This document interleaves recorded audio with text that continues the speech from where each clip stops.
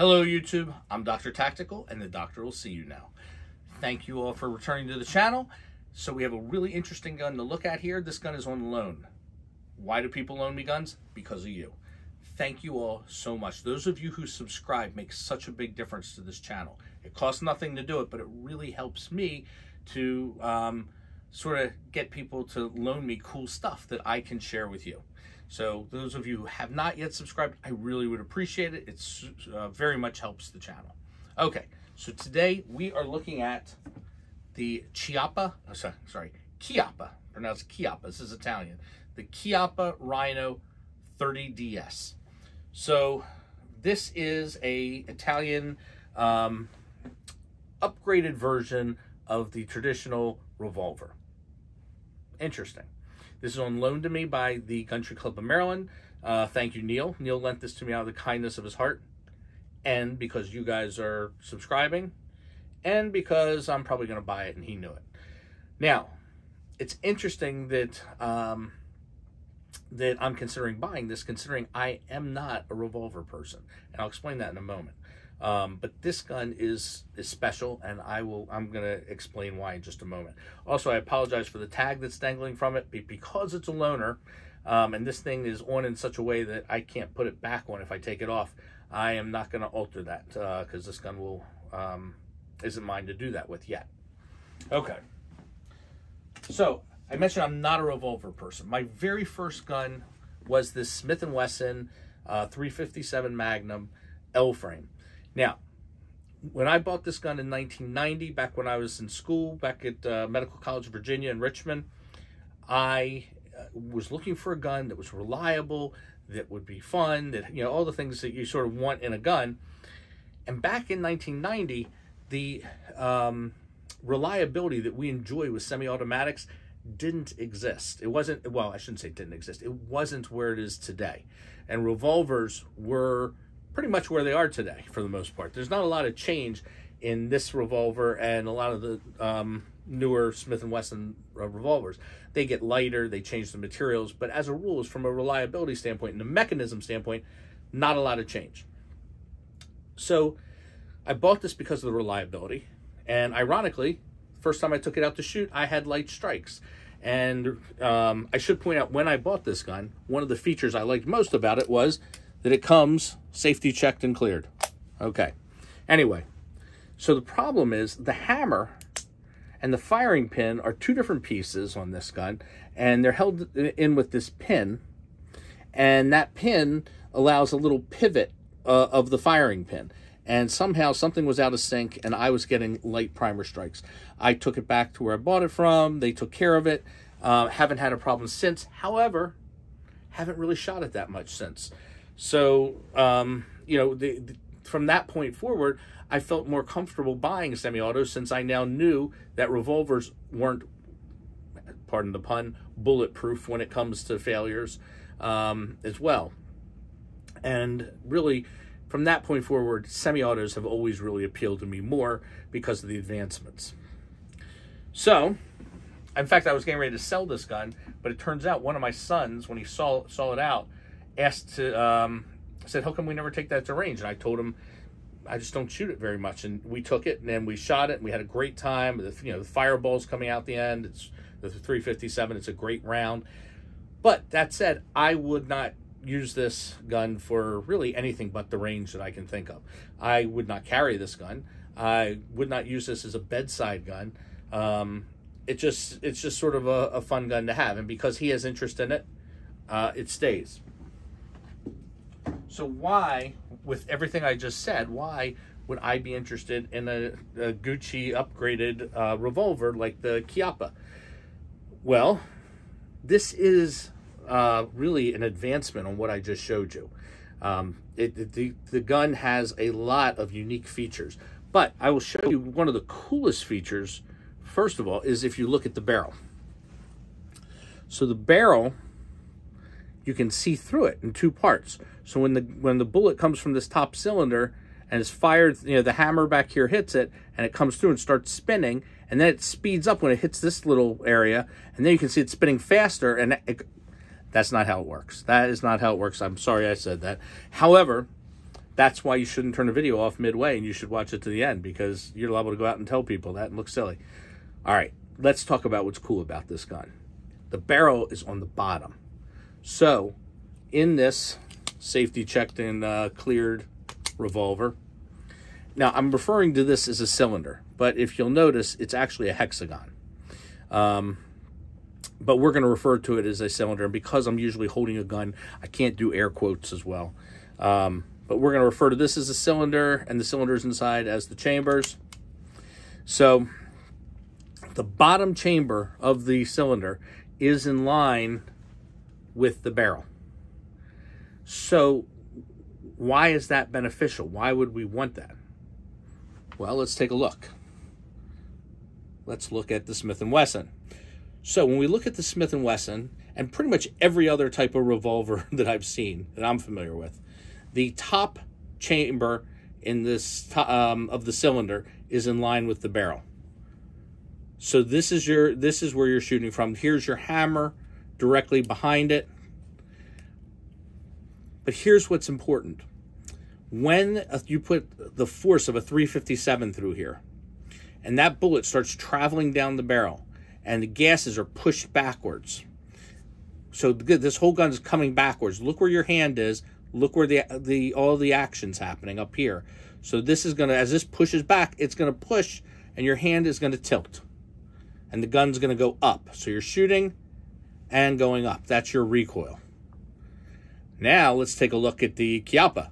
So here we've got the barrel really in line right here with your, really the meat of your hand. The opponent's polis is back here. So when this gun, when the recoil comes, sorry, I'm on the wrong side. When the recoil comes back, it's coming right into my hand, and should be more of an impulse backwards instead of tilting up. And really, that makes a lot of sense. Now, in order for this to work, the hammer for this gun is actually down here. This thing up here is not really the hammer. This is simply a cocking device. Now, interestingly, I'm going to come around the other side so you can see something here. When you cock this gun, there's a red piece here to tell you it comes up. Sorry. Do I have something? Let me see. Oh, there we go. Okay, so this red piece comes up and tells you that this is cocked. Now, when this gun is in single action, this gun has a ridiculously light trigger and really, really nice. So, in fact, probably one of the best triggers I think I've ever felt on any gun. This is less than 2 pounds for sure, but we're going to do a measurement and check that. As many of you know, the Wheeler Engineering trigger gauge, the mechanism is up here. It's not where you pull, it's not weighing anything down here, it's all up in here. Therefore, you can put your finger on this and squeeze it against the trigger as you would naturally and get a reading. So let's first see what we get on a double action. And I have a feeling this is going to be really high. Let me figure out the best way to do this. This is not a huge trigger guard, so we don't have a lot of room in here. But let's see what we get pulling on this. Let me get it straight. All right, 10 pounds, 7.2 ounces. Let's enter that. Let's try again.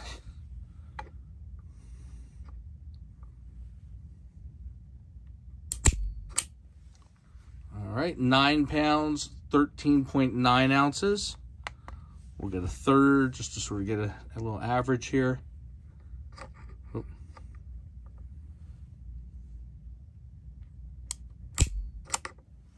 9 pounds, 13.8 ounces. So our average is 10 pounds, 2.6. I'm starting to think that first one may have been me since I didn't know what I was doing. Let's do 2 more and just see if that changes the average.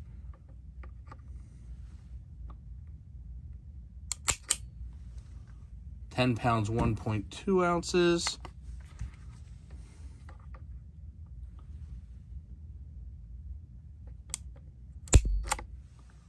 9 pounds, 14.2 ounces. So around 10 pounds is what we're looking at for the trigger pull. For the for the double action. Now the single action is really what I'm interested in here, because I got to tell you, this might be one of the lightest triggers I've ever felt on a non-competition gun. Let's see what we got here. Okay, 1 pound, 9.2 ounces. And I got to say, that's what I was going to guess was somewhere around a little over 1 pound, because it is ridiculous.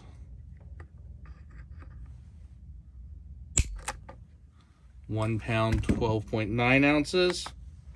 Let's get a third.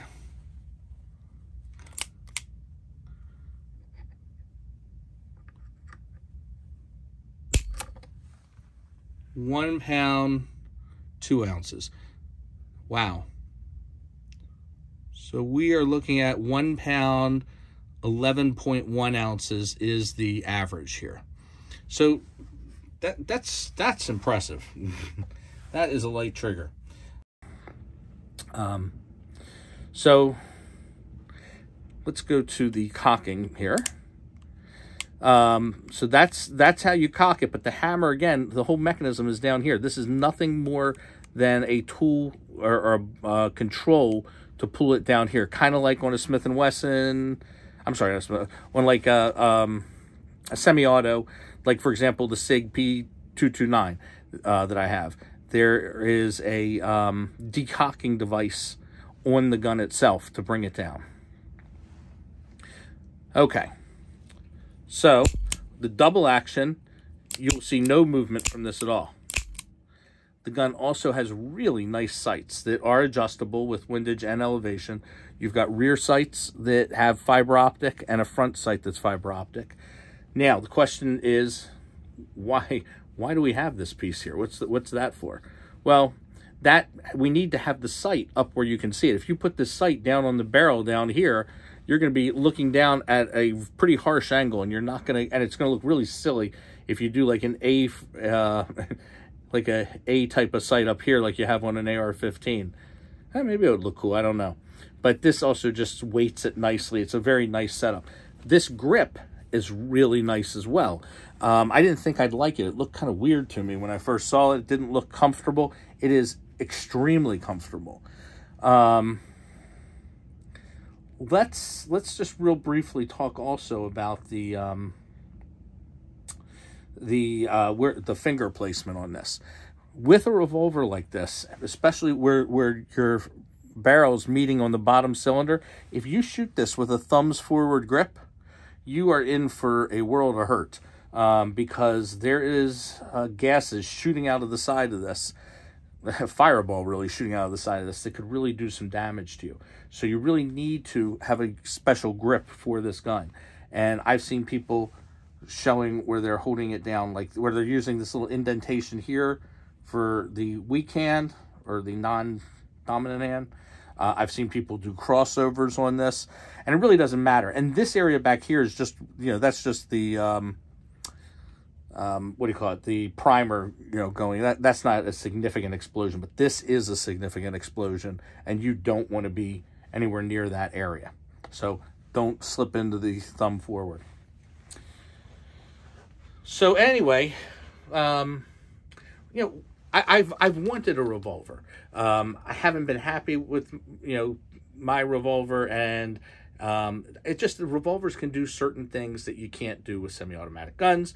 One of the most notorious ones, not that I'm looking to do this, is if you're carrying it in a coat pocket and you pull up, you can shoot. All you have is the hammer. You don't have casings flying out. You don't have, you don't have a slide flying back and forth. It's all very contained. So there's pluses and minuses, but there are things that a revolver can do that other guns can't. So I want to keep this short, and I just, again, want to thank those of you who have subscribed.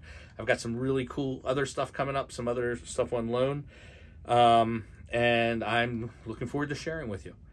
All right, this is Dr. Tactical. Dr. Tactical, out.